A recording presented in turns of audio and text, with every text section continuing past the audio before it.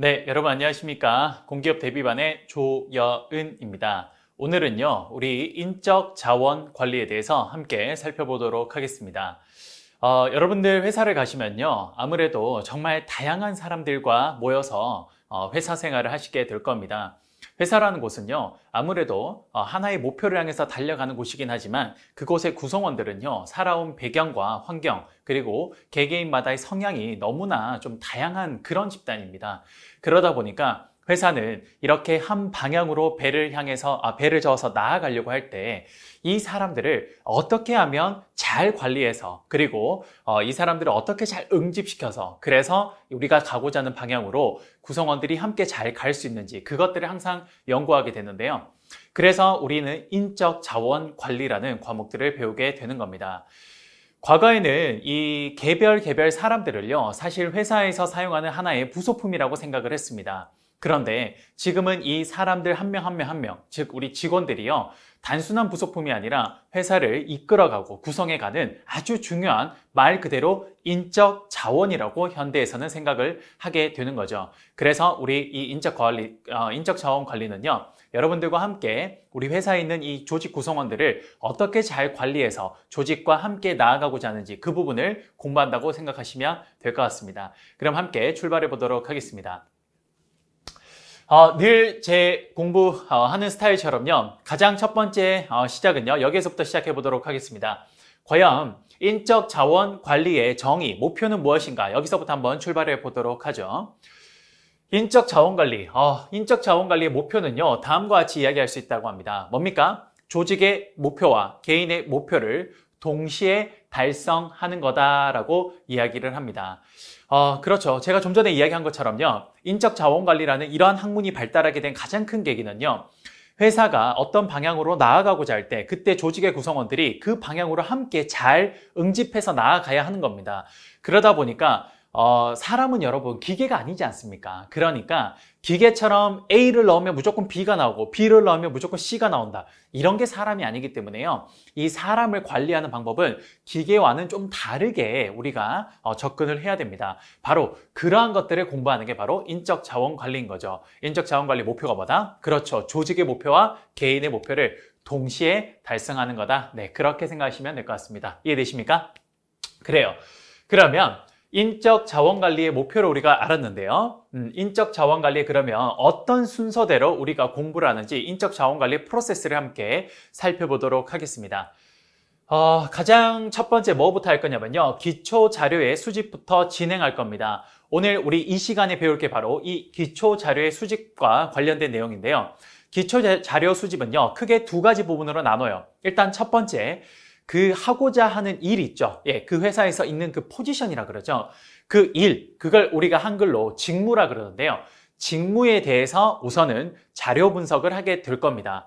그 다음, 그 직무에 일을 하는 사람들이 있을 거예요. 그럼 그 일을 하는 사람들을 그 다음 분석을 해야 될 거죠. 그래서 이 두 가지를 잘 조화시켜야 되는 것이 바로 인적 자원 관리의 목적이 될 겁니다. 그런데 우리가 어떻게 사람 일이라는 게 그렇게 탁탁탁 떨어져서 그렇게 진행이 되겠어요. 그렇죠? 그러다 보니까 직무를 우리가 평가를 해두고 이 직무는 이 정도의 어려움과 이런 난이도의 방법으로 또 이 직무는 중요도가 어느 정도인지 그런 것들을 잘 평가를 해뒀는데 사람도 잘 평가를 했어요. 그런데 이 두 개를 정확하게 매칭하는 건 생각보다 쉽지가 않습니다. 여러분들 회사라는 곳에 들어가 보시면요, 인사팀에서 늘 힘들어하는 것 중에 하나가 뭐냐, 사람들을 적재적소에 배치하는 걸 참 힘들어합니다. 예, 왜 그러냐, 이 사람이 굉장히 능력이 있다고 생각을 해서 좀 어려운 포지션에 이렇게 배치를 해놓으면 이 사람의 실제 능력은 있을지 모르겠지만 그런데 이 사람의 성향 자체가 그렇게 힘든 걸 하기를 싫어하는 사람도 있어요. 그럼 그런 사람은 능력은 되지만 본인이 그런 일을 하기 싫어하니까 그런 곳에 배치해두면 뭐라 그래요? 나 이거 하기 싫어요. 그렇게 이야기를 합니다. 반대로 능력이 좀 부족한 친구들이 있어요. 근데 이 친구가 굉장히 의욕적이고 굉장히 도전적인 친구입니다. 이런 친구는 오히려 직무를 좀 쉬운 데에 갖다 놓으면 저는 이런 곳엔 좀 너무 지루하고 따분해요. 못하겠어요. 좀 더 어려운 곳에 보내주세요 라고 이야기를 할 겁니다. 말 그대로 이 사람을 평가한 것과 직무를 평가한 게 정확히 매칭하는 이게 가장 이상적이지만 우리는 실제로 그렇게 매칭하기가 쉽지 않더라는 거죠. 그럼 항상 어떠냐? 이 두 개가 불균형이 이루어집니다. 어떤 경우 직무가 굉장히 어려운데 사람이 거기에 못 따라가는 경우도 있고요. 반대로 사람이 굉장히 능력이 좋은데 직무가 거기에 못 되는 경우도 있을 거예요. 바로 이렇게 불균형이 발생했을 때 그때 어떻게 잘 해결해 가야 되는지 그 부분이 뭐냐? 바로 관리가 되겠죠. 예, 바로 그게 관리입니다. 그래서 우리는 이 관리를 통해서 이 불균형을 어느 정도 해소해 가게 될 겁니다. 이해되십니까? 그러면요, 이 관리를 통해서 불균형을 어느 정도 해소해 가는 과정에서 직원들은요, 여기에서 일을 하게 될 거예요. 그럼 이 사람들이 지속적으로 이 일을 하는 가장 좋은 동기가 뭡니까? 그렇죠. 돈입니다. 돈. 그렇죠. 항상 제가 회사 생활하고 나와서 그런지 모르겠는데 학생들이 저한테 많이 물어봐요. 선생님, 어떤 회사가 제일 좋은 회사예요? 선생님은 딱 두 가지 회사로, 두 가지 조건으로 딱 정리해 줄 수 있습니다. 뭐, 첫 번째, 그래요. 돈을 많이 주는 회사가 최고입니다. 그 다음, 두 번째, 돈을 많이 주지 않는다? 그래요. 그러면 복지라도 좋아야 돼요. 예. 그 두 개의 기준이 선생님 회사를 다녀보니까 정말 가장 바람직한 것 같아요. 그리고 참 웃기게도 인사팀에서도 그렇게 생각을 합니다. 예. 그러다 보니까 일하는 사람들이 지속적으로 계속 일을 하는 동기부여가 될 수 있는 그러한 것들이 뭡니까? 그게 바로 보상인 거죠. 이러한 보상에는 뭡니까? 우리가 돈처럼 눈에 보일 수 있는 경제적 보상도 있겠지만 눈에 보이지 않는 비경제적 보상도 있을 거예요. 그래서 우리 인적자원관리는 바로 이 순서대로 진행이 되는 겁니다. 여러분, 우리 인적자원관리 과목의 전체 프로세스가 머리에 좀 들어오십니까? 네, 바로 이게 대충 이렇게 적혀 있는 게 아니라 바로 그 회사에서 실제로 실행되는 것들을 하나하나를 순서대로 프로세스로 내려놨다라고 보시면 될 것 같습니다. 됐습니까? 그러면 지금부터 우리 기초 자료 수집에 대해서 함께 좀 살펴보도록 하겠습니다. 자, 한번 보죠. 기초 자료 수집 부분을 볼 텐데요. 우리 기초 자료 수집 부분은 크게 두 가지 측면으로 볼 겁니다. 첫 번째, 직무 측면을 볼 거예요. 말 그대로 그 회사에 다양한 포지션이 있을 거예요. 예를 들어서 선생님 같은 경우는 해외 주식팀에서 해외 주식 트레이딩을 했죠. 그러면 트레이더라는 그런 포지션이 있고요. 증권사에 있는 트레이더라는 포지션 말고도 IB에 있는 M&A 전문가들도 있고요. 또 리서치에 있는 애널리스트라는 그런 포지션도 있고요. 혹은 그 영업점에 계시는 PB라는 프라이빗 뱅커라는 그런 분들도 계십니다. 다양한 포지션들이 있어요. 그럼 그 포지션에 과연 이 포지션은 어떠한 능력의 자질의 사람들이 필요하고 그리고 이 지금 포지션은요 얼마만큼의 난이도나 얼마만큼의 그 업무에 어려움이 있는지 이런 것들을 좀 평가할 필요가 있습니다. 그게 바로 뭐냐? 직무 측면에서 평가하는 거예요. 이게 바로 직무 측면입니다. 그 다음 두 번째, 그래요. 직무를 평가를 해서 이 직무가 어떤 직무가 어렵고 어떤 직무가 쉽고 또 혹은 어떤 직무가 이 회사에서 중요하고 어떤 직무가 덜 중요한지 이런 것들이 어느 정도 평가가 되면요. 이제 그럼 사람을 평가할 필요가 있죠. 왜? 능력이 좋은 사람이거나 자질이 굉장히 우수한 친구들은 좀 어렵거나 중요한 직무 쪽으로 많이 배치가 될 거고요. 반면에 그렇지 못한 친구는 조금 상대적으로 좀 난이도가 쉬운 그런 직무로 이렇게 배치가 될 수가 있습니다. 그러니까 두 번째 우리 뭘 해야 되냐? 그래요. 사람 측면에서 평가를 해야 되는 거예요. 이 두 가지가 바로 우리 기초 자료 수집에서 해야 되는 가장 큰 두 가지 목적입니다. 이해되십니까? 그래요. 그러면 우선 직무 측면부터 한번 해보도록 하겠습니다. 우선 그 직무, 포지션이 얼마만큼 중요한지, 난이도가 있는지 이런 것들을 평가하려면요. 가장 먼저 그 포지션을 분석해 봐야 될 거예요. 예. 그게 정말 어떤 내용의 일을 하는 건지 그런 것들을 분석을 해야겠죠. 가장 첫 번째 해야 되는 게 뭐냐? 직무 내용을 분석해야 될 겁니다. 예를 들어서 마케팅 부서가 있어요. 마케팅에 어떤 포지션이 있으면요. 그 마케팅 포지션은 어떤 거다? 예를 들어서 이 마케팅 포지션은요. 우리 회사에서 만들어낸 제품을요. 시중에 어떤 식으로 판매를 할지 그런 부분에 대해서 주로 연구하는 포지션이라든지 혹은 같은 마케팅 부서라도 어떤 사람은 광고를 제작하는 쪽에 계시는 분도 있어요. 예. 또 혹은 마케팅이라고 해도 세일즈 쪽도 있습니다. 예. 이런 식으로 같은 부서라고 해도 이 포지션에 따라서 각자 해야 되는 일들이 좀 달라요. 그래서 그것들을 분석하는 내용이 뭐다? 직무 내용 분석이 될 겁니다. 이해되십니까? 그래요. 이건 삼성증권에 있었던 선생님도 이런 다양한 직무들이 있었어요. 그래서 그 직무마다 사실 인사팀에 가면요. 그 직무마다 뭐라 그럴까요? 좀 안타깝다? 예, 그런 이야기일 수도 있는데요. 그 직무마다 난이도가 거기 적혀 있어요, 사실요. 예. 그래서 어떤 포지션은 이건 굉장히 어렵고 좀 중요한 포지션이다라고 거기 적혀 있고요. 또 어떤 포지션은 누가 와도 괜찮다? 예, 뭐 그런 식으로 적혀 있습니다. 참, 뭐라 그럴까요? 인간적으로 봤을 때는 그런 게 좀 안타깝기도 하고 어찌 보면 비인간적이라는 생각이 들긴 하는데요. 여러분, 하지만 기업 입장에서 생각을 해볼게요. 기업은 존재하는 목적이 뭡니까? 우리 가장 첫 시간에 OT 때 했죠. 뭐였습니까? 이윤극대화. 그렇죠. 주주가치 극대화, 기업가치 극대화. 그렇죠. 기업 입장에서는 결국 가장 최우선의 목적은 이윤극대화다 보니까 그러다 보면 가장 효율적으로 움직일 수밖에 없어요. 그러다 보니 이런 직무의 난이도를 다 좀 정해놓습니다. 서열이 정해져 있어요. 그래서 첫 번째 그 내용을 분석하는 게 가장 첫 번째입니다. 그 다음 두 번째, 그 직무를 실제로 수행할 때 어떠한 자질이 필요한지를 분석해 봐야 됩니다. 보통 우리 직무 수행 요건을 분석할 때는 4가지 자질을 기준으로 합니다. 첫 번째, 얼마나 책임감이 필요한가? 두 번째, 얼마나 큰 능력이 필요한가? 세 번째, 얼마나 숙련도가 이렇게 높은 숙련도가 필요한가? 마지막으로 작업 환경이 얼마나 좋아야 되는가? 요 4가지 요건을 바탕으로 우리가 직무 수행 요건을 분석하게 되는 겁니다. 예를 들어서 책임감이 굉장히 높은 포지션이에요. 그런 데는 당연히 우리가 생각해 봤을 때 뭡니까? 중요한 포지션이겠죠. 그리고 굉장히 어려운 포지션일 가능성이 높습니다. 또 능력이 굉장히 높은 사람을 요구한대요. 마찬가지죠. 이런 것도 굉장히 뭡니까? 예, 좀 높은 능력을 요구하는 것은 당연히 중요한 직무일 가능성이 굉장히 높아요. 그래서 직무 수행 요건 분석을 통해서 우리는 뭘 해낼 수 있냐면요. 최종적으로 직무의 서열 같은 것들을 여기에서 뽑아낼 수 있습니다. 그러면 직무 수행 요건 분석을 하기 위해서 우리가 할 수 있는 방법들이 있어요. 뭐냐? 첫 번째, 관찰법이라는 게 있고요. 두 번째, 면접법도 있고 세 번째, 설문지법 등이 있습니다. 예를 들어서 관찰법이 이런 거예요.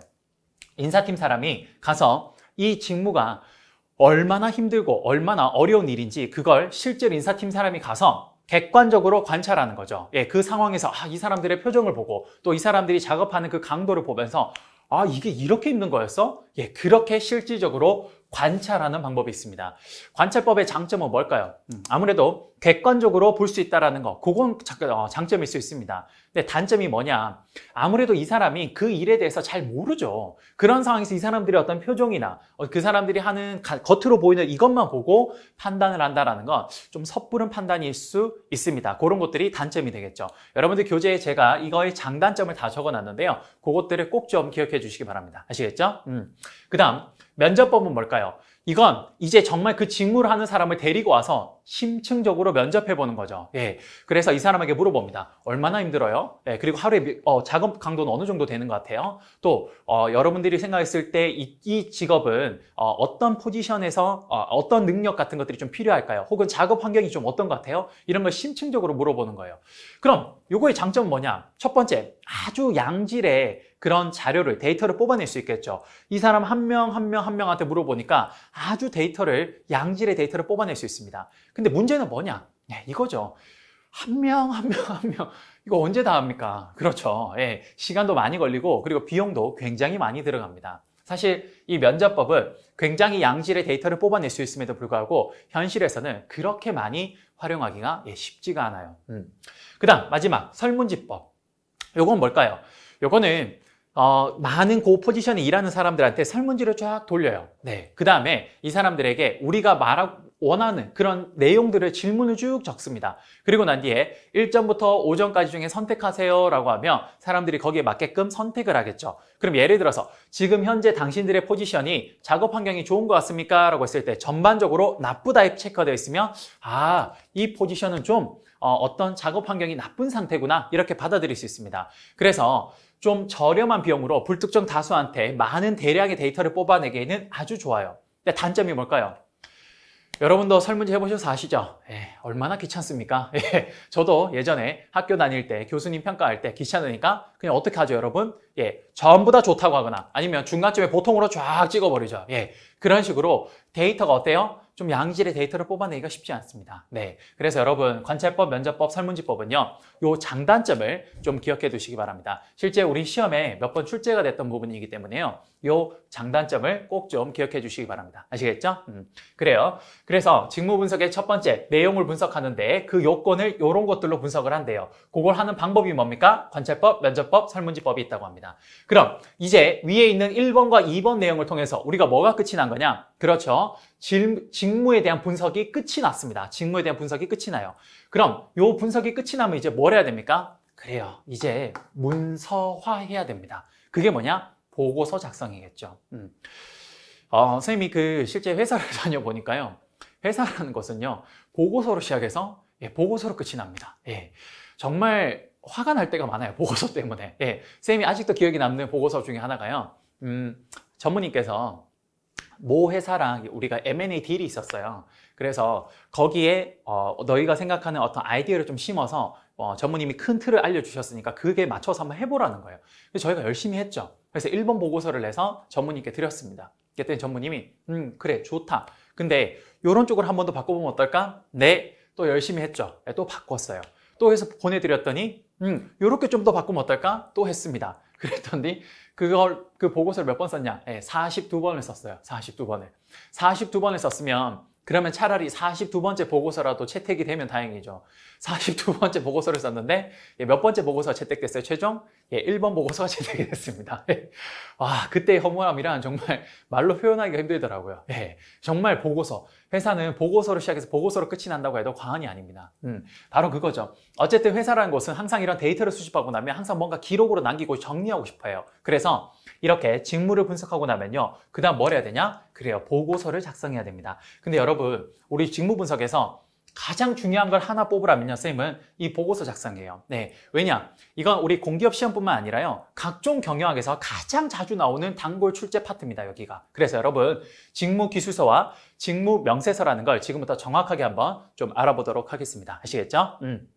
자, 직무 분석을 통해서 전체 직무를 분석한 내용이 끝이 나면요, 직무 내용에 대한 분석이 끝이 나면 이제 보고서를 작성하는데, 이 보고서는 크게 두 가지를 작성합니다. 첫 번째, 직무 기술서라는 걸 하나 작성하고요, 직무 명세서라는 걸 그 다음 작성하게 됩니다.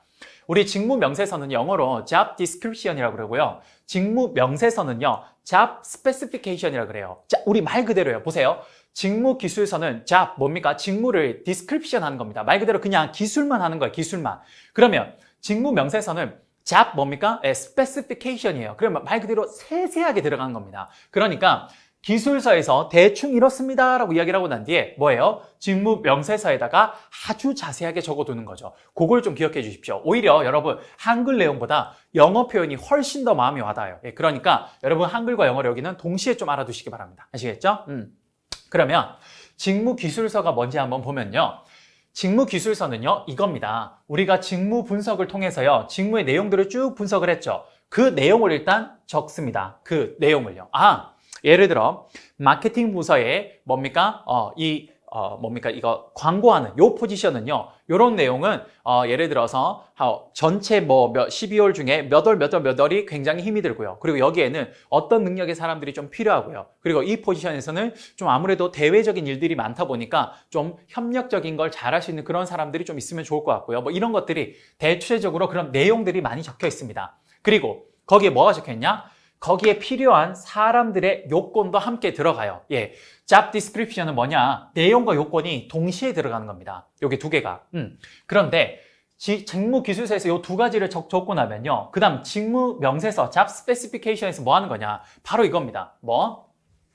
여기에 있는 요건을 중심으로, 이걸 중심으로 아주 자세하게 적는 게 바로 직무 명세서예요. 결국은 이거죠, 여러분.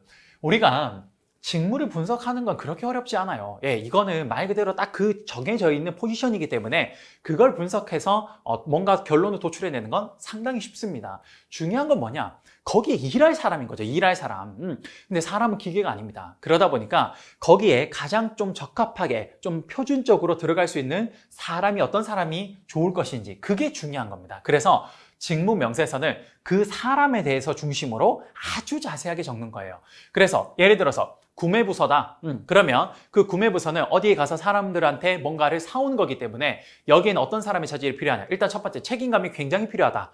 두 번째, 도덕적이나 윤리적으로 굉장히 그런 도덕성이 높은 사람이 필요하다. 왜? 구매하는 사람이 중간에 그 회사 돈을 횡령할 수도 있으니까 그런 것들을 아주 자세하게 적는 겁니다. 그게 뭐예요? 인적 요건 중심으로 적은 직무 명세서입니다.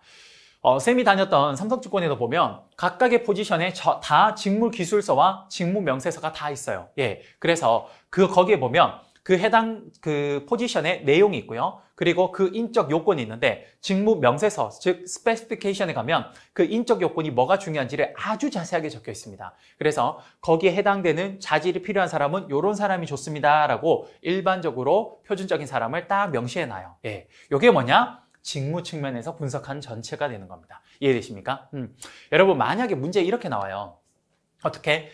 예를 들어서 직무의 내용과 직무 인적인 요건을 함께 적는 건 뭐라고 나오냐? 그렇게 나옵니다. 그럼 뭐예요? 직무 기술서예요. 네. 반면에 직무의 내용이 중심이 아니라 인적 요건을 중심으로 기술한 건 뭡니까? 그건 직무 명세서입니다. 요게 의외로 헷갈려요. 예, 의외로 헷갈리기 때문에 여러분 요걸 정확하게 요 내용과 요건, 그 다음에 인적 요건만 적혀 있다는 요것만 중심으로 해서 좀 기억해 주시기 바랍니다. 아시겠죠?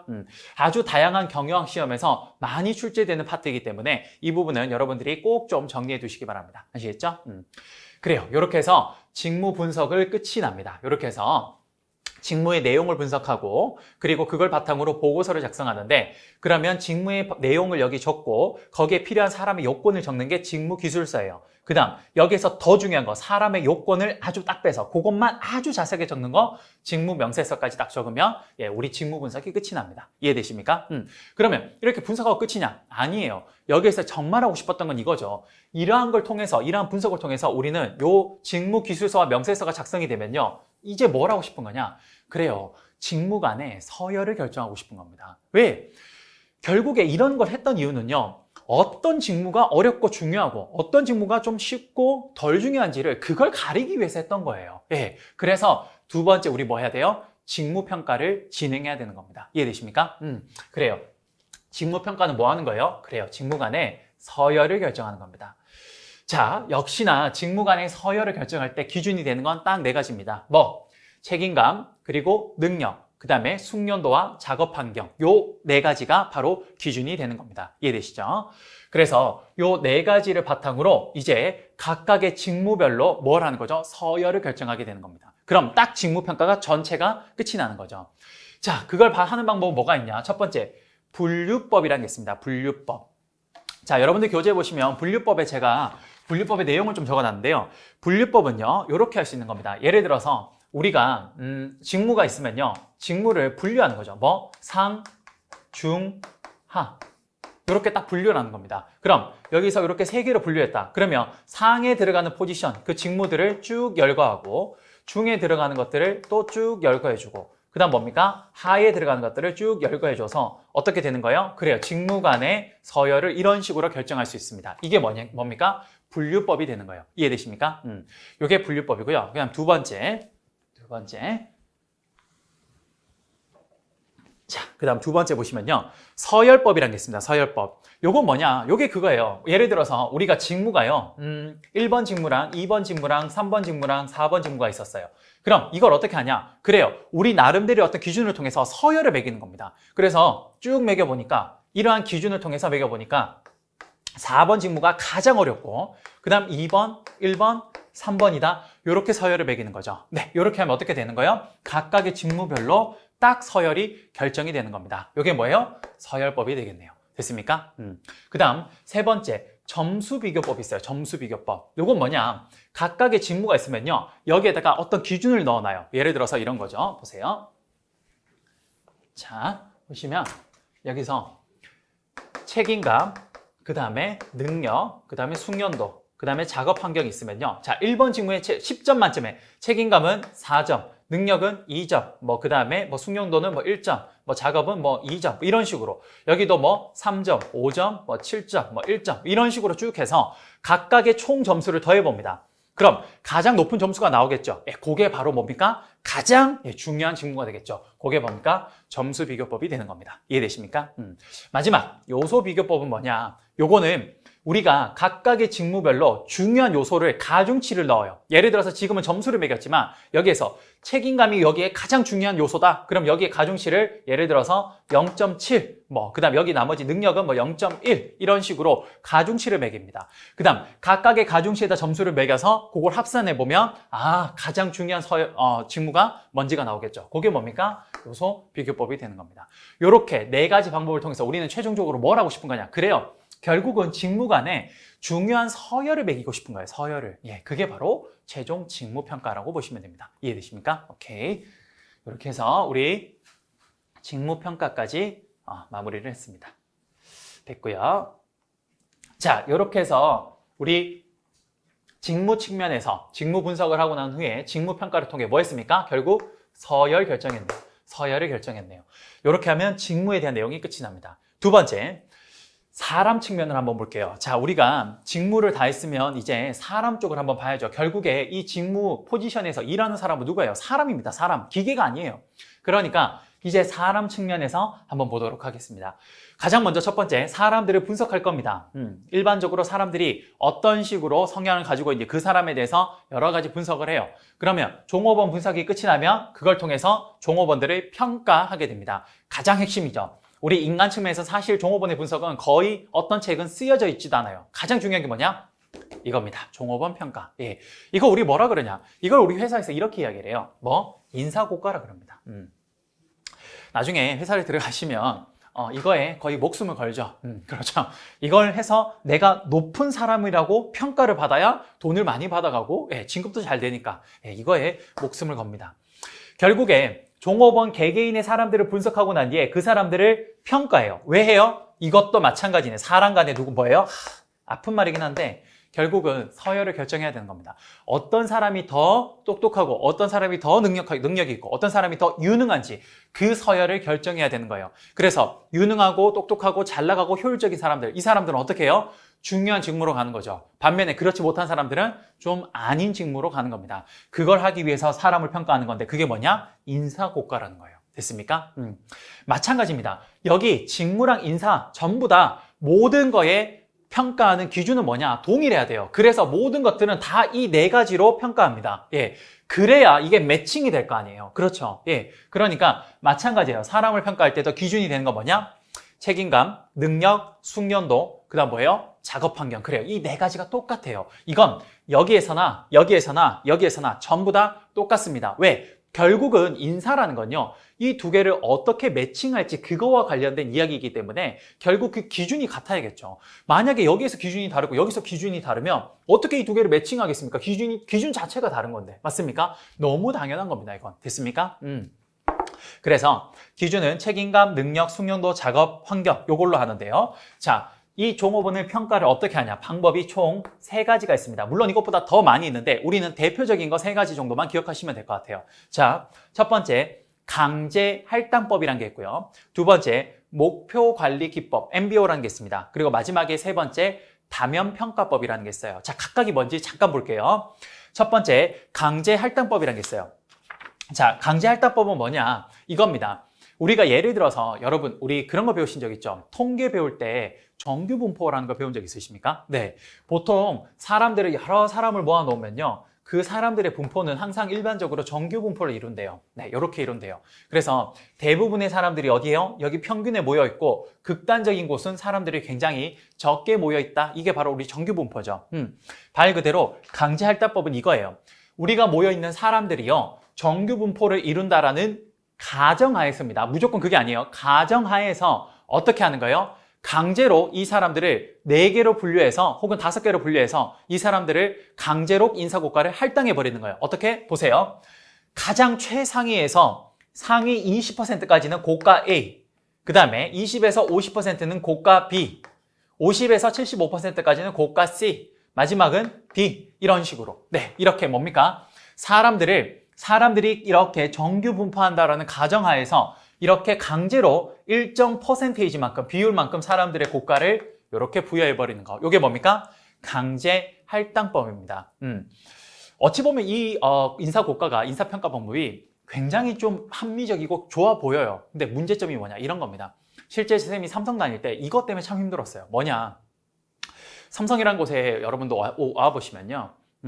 거기는 굉장히 내부 경쟁이 좀 치열해요. 예, 워낙에 좀 내가 잘났네 하는 사람들이 많이 와 있다 보니까 거기에서 그 잘난 놈들끼리 막 서로 더 경쟁을 하다 보니까 사실 제가 봤을 때 거기는 거의 상향 평준화되어 있어서 모두가 A나 B를 받아도 나쁘지 않을 것 같은데 거기 어떻게 합니까? 그래요. 굉장히 성과가 좋은 팀에서도요. 결국에는 이렇게 강제 할당법을 통해서 누군가는 C랑 D를 받아가야 되는 거예요. 예, 그러면 뭐예요? 결국에 이 사람들을 계속 동기부여시켜서 좀 잘 되게끔 만들어줘야 되는데 내가 열심히 해서 팀을 위해서 헌신했는데 그래서 우리 팀 전체가 성과가 굉장히 좋은데 어떻게 합니까? 그 사람들이 C나 D를 받아요. 그 사이에서 또 서열을 매겨야 되니까.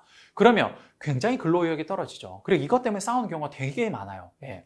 그게 바로 인사고과의 강제할당법의 문제점이라고 보시면 될 것 같습니다. 됐습니까?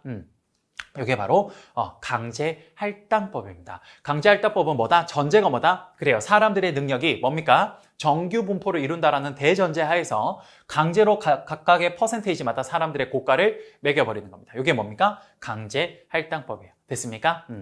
그 다음 두 번째 한번 볼게요. 목표관리법 한번 보겠습니다.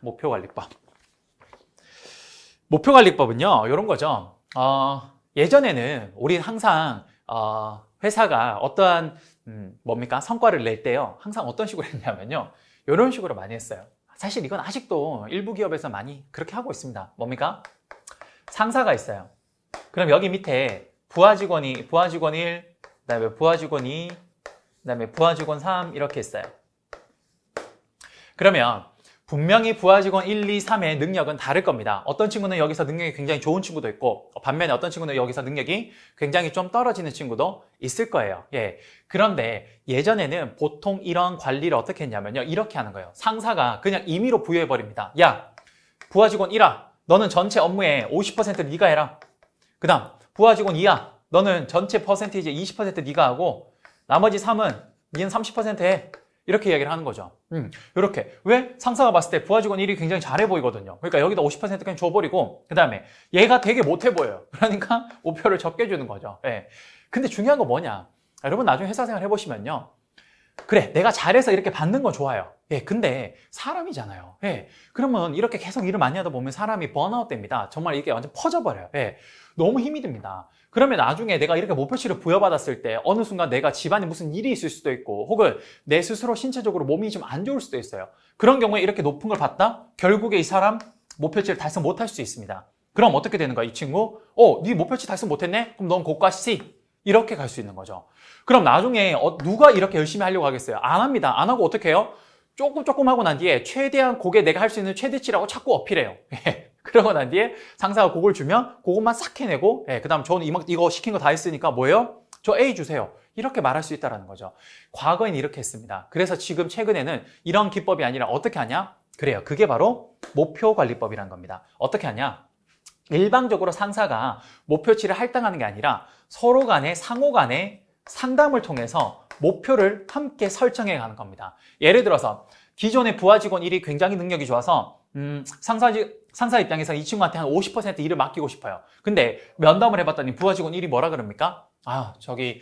죄송한데 부장님, 저희 집에 지금 부모님이 좀 많이 아프세요. 그래서 제가 지금 그게 신경이 많이 쓰여서 사실 회사 일에 좀 집중하기가 쉽지가 않습니다. 그래서 제가 여지껏 열심히 많이 해왔고 목표도 많이 달성해 왔는데 올해 정도만은 조금 목표치를 낮춰주시면 제가 그 다음 연도에 좀 어머니 아버지 좀 이렇게 좀 케어가 끝이 나고 나면 그 다음 제가 더 열심히 하겠습니다 라고 해서 이렇게 일방적인 지시가 아니라 서로 간에 소통을 했죠. 그래서 상사가 봤을 때 합당하고 맞는 말이네요. 그러니까 이 친구한테 그래? 그럼 너 20%만 해. 이렇게 줄 수 있는 거죠. 이해되십니까?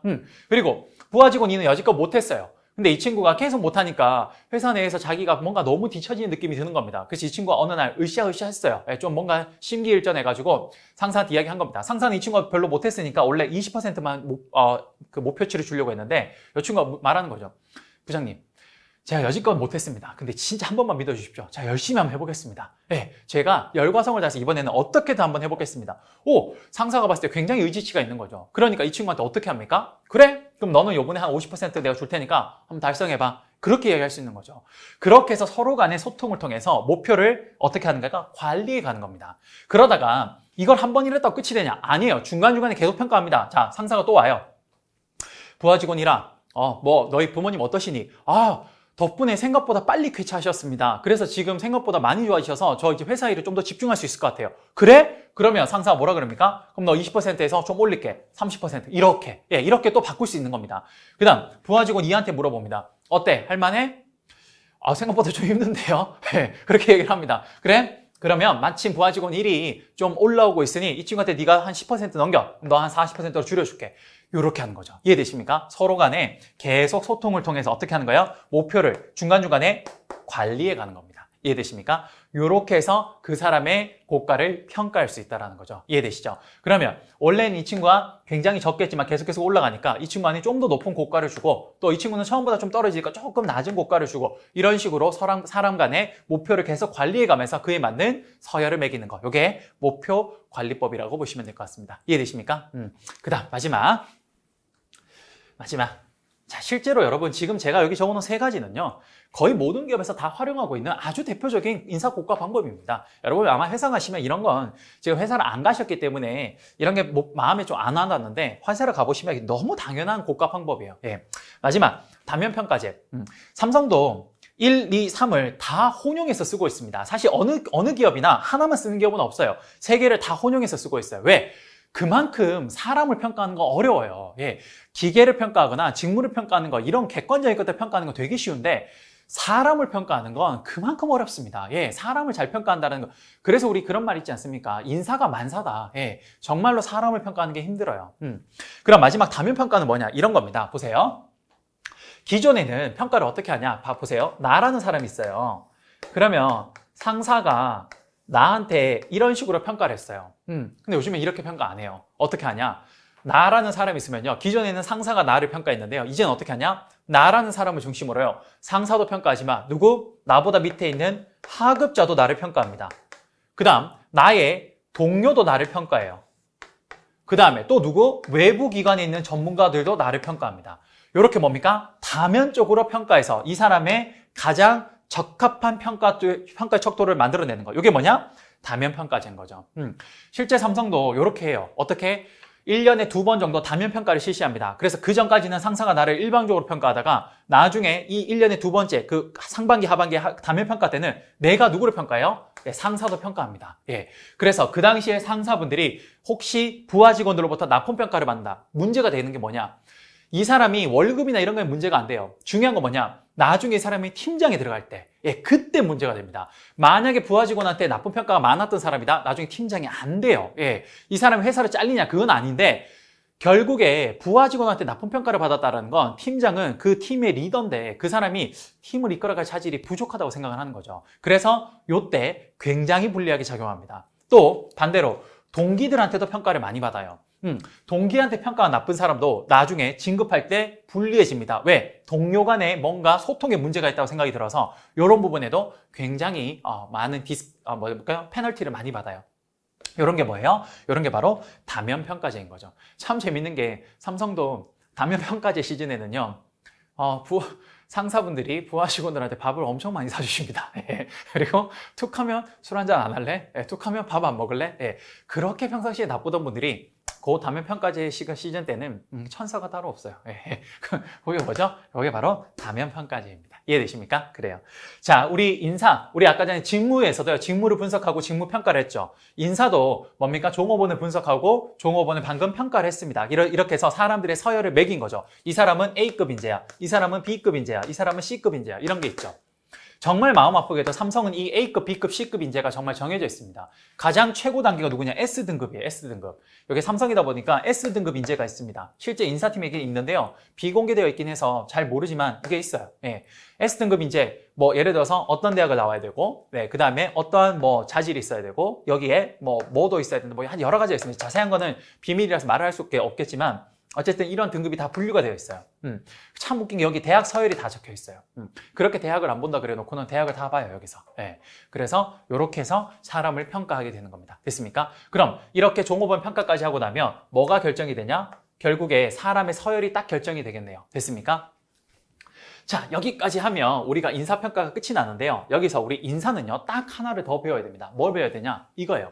말씀드린 것처럼 사람을 평가한다는 건 정말 어려운 일이에요. 그러다 보니까 사람을 평가하는 과정에서 어떠한 게 발생하냐? 바로 이겁니다. 사람을 평가할 때 오류가 발생해요. 오류가. 예. 그래서 인사평가만은요, 우리가 인사평가의 오류를 좀 알고 있어야 됩니다. 인사평가 오류를요. 자, 한번 볼게요. 첫 번째, 인사평가의 오류는 크게 세 가지가 있는데, 첫 번째, 분포적 오류라는 게 있습니다. 분포적 오류. 요거 뭐냐? 요런 거예요.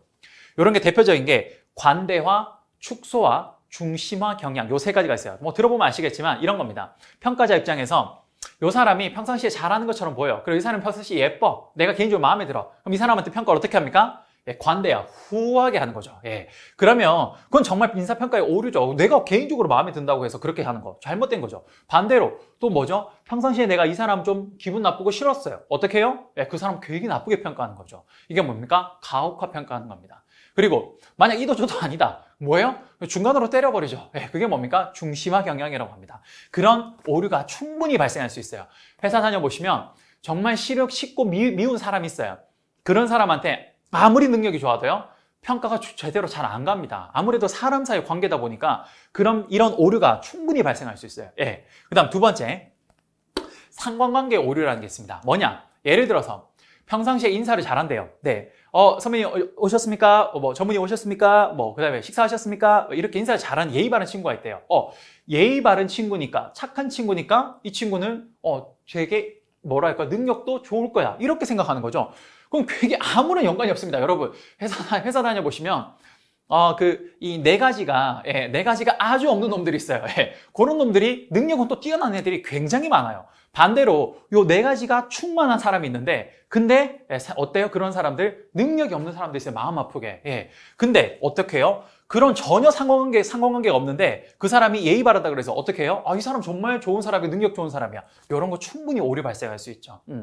이런 오류는 정말 실제에도 많이 발생합니다. 여러분 나중에 회사 다녀보시면 상관이 평상시 사람이 좀 착하다 그래서 이렇게 후하게 주는 경우가 많아요. 그게 현실입니다. 그러다 보니까 그걸 사람들이 알고 있으니까 평상시에 인사도 더 열심히 하려고 하고 더 착하게 하려고 하고 회식 자리 가보십시오. 요 진급에 뭡니까? 좀 욕심 많은 사람들은 아이고 부장님 막 이렇게 가죠. 그게 전부 다 뭡니까? 다 이런 오류 때문에 그런 거죠. 이해되십니까? 그 다음 마지막으로 대비 오류 이런 거죠. 예를 들어서 나 자신과 비교해 보는 거예요. 예를 들어서 내가 되게 능력이 없는 사람인데 내가 능력이 없는 사람 입장에서 저 친구를 보니까 별거 아닌 능력임에도 불구하고 나보다 잘해 보이니까 우와! 라는 생각이 드는 거죠. 그러니까 이 친구한테 좋은 점수를 줘버리고 반대로 내가 굉장히 똑똑한 사람이에요. 굉장히 능력 좋은 사람입니다. 그런 사람 입장에서 다른 사람들 대다수의 사람들을 보면 왜 이렇게 못하지? 이해가 안 되는 거예요. 이런 사람들은. 네, 그런 사람들 뭐예요? 분명히 이 친구도 잘하고 있음에도 불구하고 어떻게 합니까? 다 고가 나쁘게 줘버리는 거죠. 예, 그게 뭐예요? 대비의 오류입니다. 이해되십니까?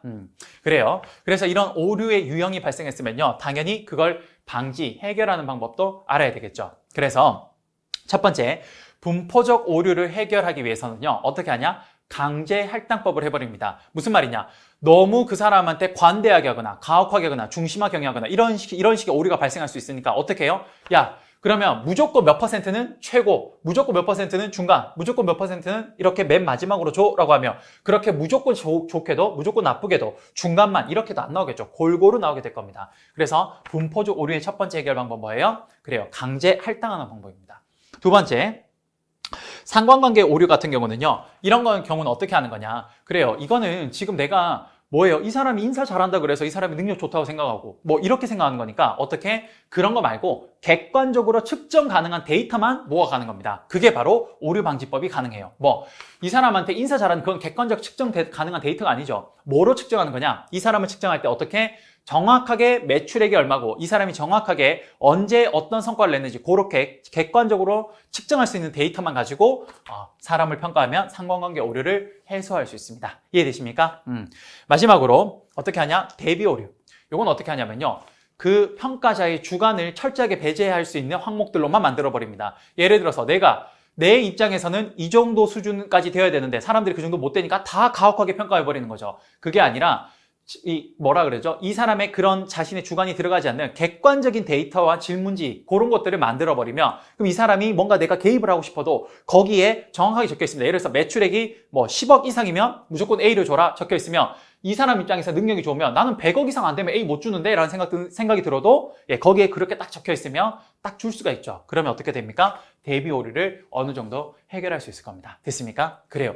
우리가 직무를 평가할 때는 이런 내용이 없었어요. 근데 인사에만 이걸 배웁니다. 왜? 인사는 사람을 서열을 평가하는 건데 이건 너무 어려워요. 당연히 오류가 발생할 수밖에 없습니다. 그래서 우리 인사에서는 하나 더 뭡니까? 이 오류 유형도 꼭 하나 체크해 두시기 바랍니다. 아시겠죠?